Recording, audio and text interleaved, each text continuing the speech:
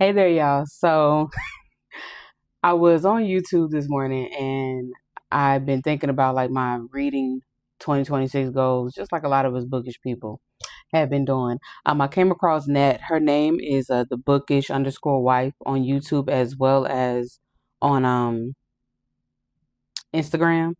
I'm going to put her page up here, but I'm just going to give you a quick preview. Hold on.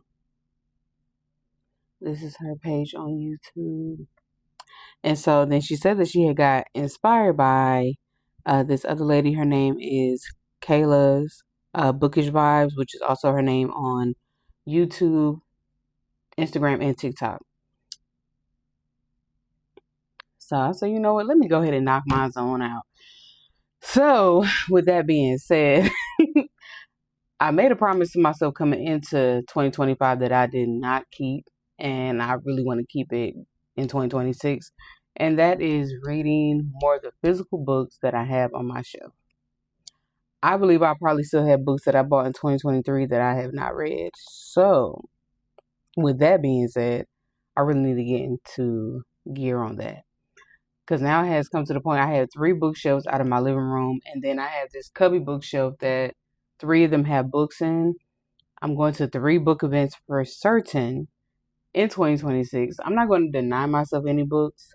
However, I'm probably going to buy another bookshelf, but I need to read the books that I do have. Um, I'm not sure what my bookish goal is going to be right now. Maybe 100, maybe 150. Because this year I did 200, and of course, it's well over 200 that I read. So, yeah, that's one thing. Um, I want to keep up with my digital book journaling. I was doing so well this year, and then I just kind of let it go. And I have months to catch up on, which to this point, I don't even know if I'm going to go back and finish the 2025 bookish digital journal. I'm just probably going to jump into 26 and we just going to go from there. Okay, whoop de doo.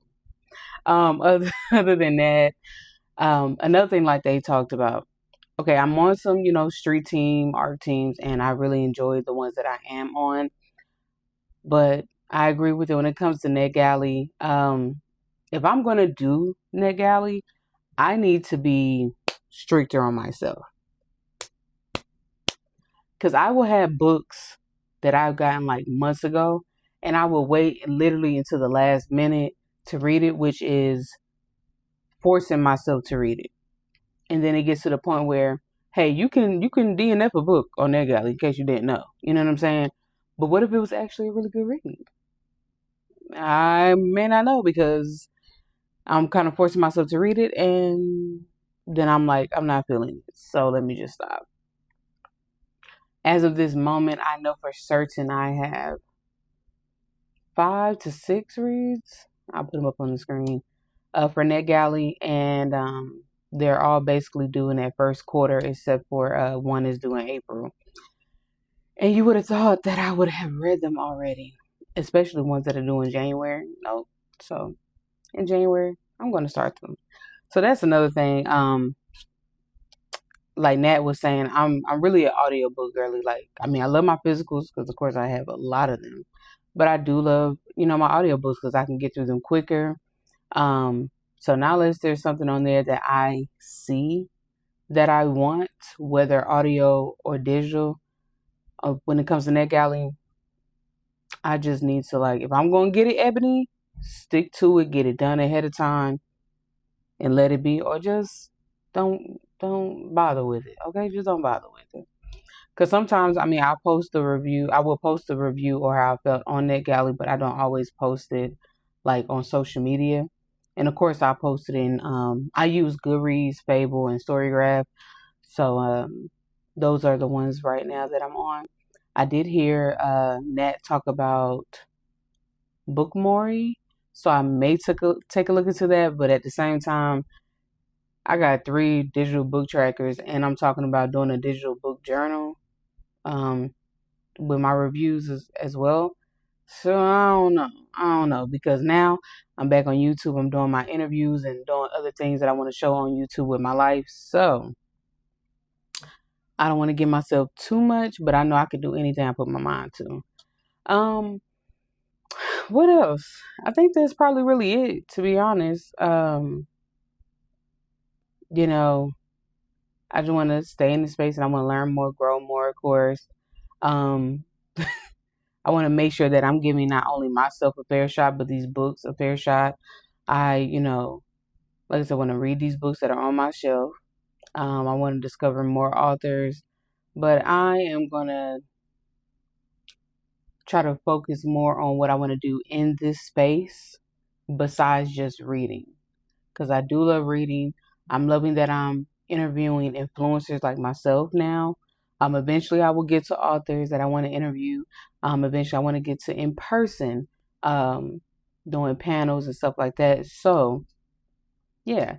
But there's more stuff that I want to keep pushing myself towards when it comes to this bookish space. Um, Outside of book things, I just want to focus on getting this money the right way, getting this money the right way, and getting myself prepared for future endeavors and trips and other things I have going on in my life. But that's really it. So that's about it right now. Let me know what y'all bookish goals are, in the comments, or what are your goals, period, for, next year, whether it be quarter by quarter or if you already know what you're trying to do for the whole year. Hey, let me know, okay? But until then, y'all be good, and I will see y'all in the next episode. Bye. And also, with Audible, right now I put Audible on a pause. I was getting those 2 credits every month for like 20 some dollars. Even though I love audiobooks, I did have to put that thing on a pause.